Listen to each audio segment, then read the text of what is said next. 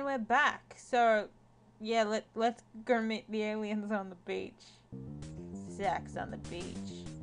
Oh god, they've even built a crappy thing. I can't believe it, Resulka. There's an alien spaceship here. Let's approach it carefully and not get too close, just in case. You should get the police. Hello, America, and thank you for tuning in. He or she sounds like an old-time radio guy. You called for help. Special news bulletin. We read you loud and clear. We tune in and hear about the invaders from Mars. We packed our bags and left at once. To the rescue! We took a fast train. What? Resulka, I think he's saying that they thought we were under attack by invaders from Mars, so they came to help. He sure speaks funny kind of English. Hey, Mr. Alien, there's no invaders from Mars. They are in New Jersey? No, they aren't anywhere. They don't exist. Resulka, what am I doing? I'm trying to convince a space alien that Martians don't exist. Oh, we misunderstood. Sorry. Talk of America is hard. Our thinking machines work day and night. Your speech, we cannot figure it out. Go figure. Sorry. Thinking machines? You mean computers? We do not know that word. We come far away to stop the War of the Worlds. Soon we must sign off, go home and broadcast day. And our broadcast day. First, we want to say good morning, America, and prove we are real and come in peace. So what do you want us to do?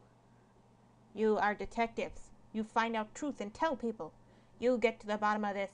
Another mystery solved by Jack Hammer. And now we must go. Tune in tomorrow, same time, same channel. Wow. Wow, Resulka, if this is a hoax, it's pretty convincing. I think we better go tell people about this. Oh God, Jennifer. No. Come on. It's the War of the Worlds radio play. It's just been re-hooked up, no doubt, by Mark Moriarty, who thinks, that he can pull out chain and, I don't know, make money out of things. Resulka, I kind of doubt that Richview has a history of meeting aliens. Let's just ask Mrs. Arnold about the radio in the 1930s and not mention the aliens, okay? Oh, thank God. Oh, there was once a radio station in Richview, but it moved to Mount Vernon in the 1950s. I haven't much more information about it, but just the other day the University of Mount Vernon sent us some boxes of historical material. Look through them if you want. Look what I found. Hey, Resulka, look at these tapes are of an old radio station of WRCH, the Richview station. One's labeled Jack Hammer, Detective. I remember hearing that it was a little-known radio drama aired in Richview in the 1930s.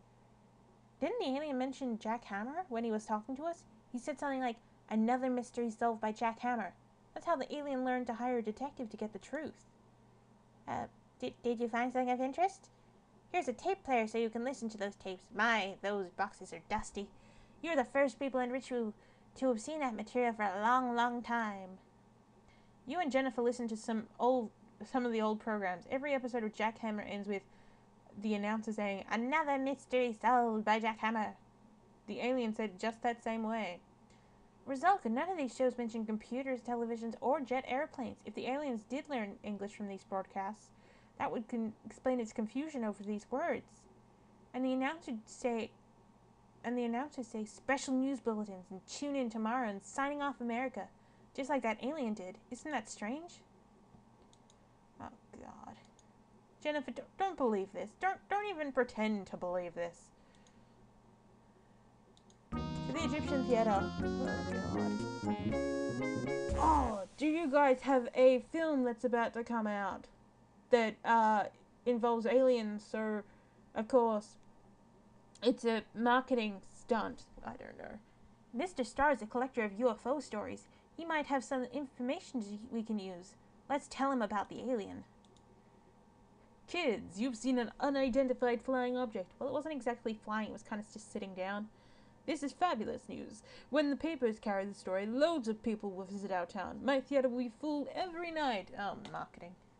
It will make a great story. Aliens come to save us from Martians. It's believable, too. All the facts you've told me about the War of the Worlds broadcast are correct, you know. What are the facts about the radio show, Mr. Starr? War of the World was originally a book by the great science fiction visionary H.G. Wells. It was a made-up story about how greedy Martians attacked Earth and lost. Good, I was just checking that because I had this strange fear that my microphone was off, but it's not. It's all good. Did our armies beat them? No, the Martians had super scientific weapons, and they were winning, but they caught a minor disease like a flu and they all died. Anyway, in 1938, a man called Orson Welles made a radio drama based on the book. He had the actors talk like news reporters and a lot of sound effects. He made it sound like Martians had actually landed in New Jersey and were actually taking over the world. Most people knew it was a made-up drama, but some didn't. They called the police and barricaded their homes. My dad was 10 years old at the time, and he and his dad got ready for the Martians here in Richview. Like many humans did, your alien must have thought the broadcast was real. That's why he thought the Martians were in New Jersey. Wow, Mr. Starr, we're glad someone believes that we've seen a real alien.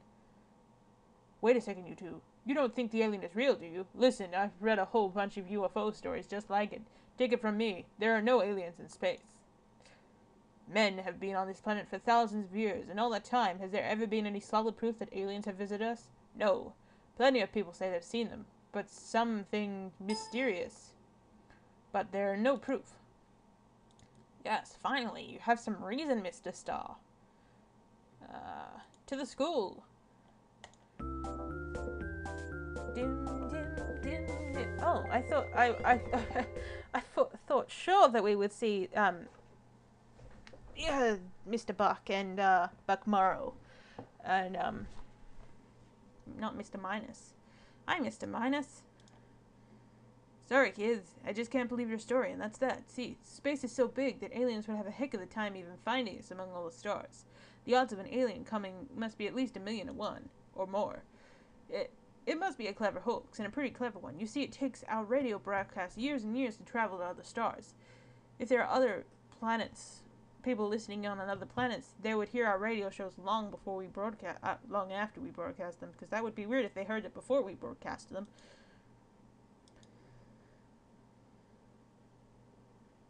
Alright, choose the library.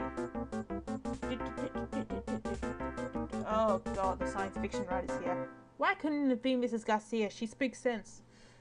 Hey, Jay Lightfoot must be substituting for Mrs. Garcia again. Jake and I love his books. He writes science fiction. Maybe he can help us find out this bizarre alien. Do you have a new book, Jay? Aliens in Richview? Tell me about it. He called us up because we're the only detectives in the Richview phone book. So we went to see him at the beach.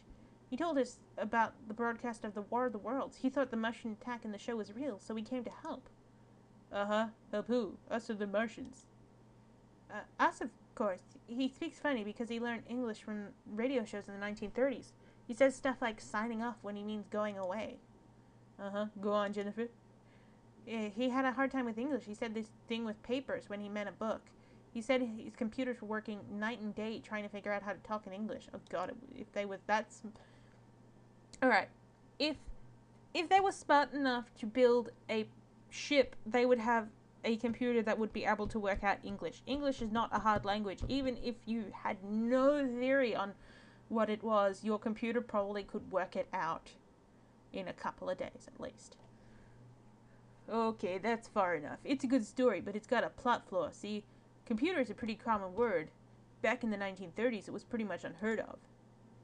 Well, he said thinking machines, technically. It's hard for us to imagine, but not long ago, Americans didn't have such things as computers and television sets. They became popular after the 1930s. If he said computer, that proves he's a hoax. But he didn't. He said thinking machine. Anyway, we're out of time yet again. Hopefully the next video is going to be the last video of Eagle Eyes Mysteries in Space! See you soon.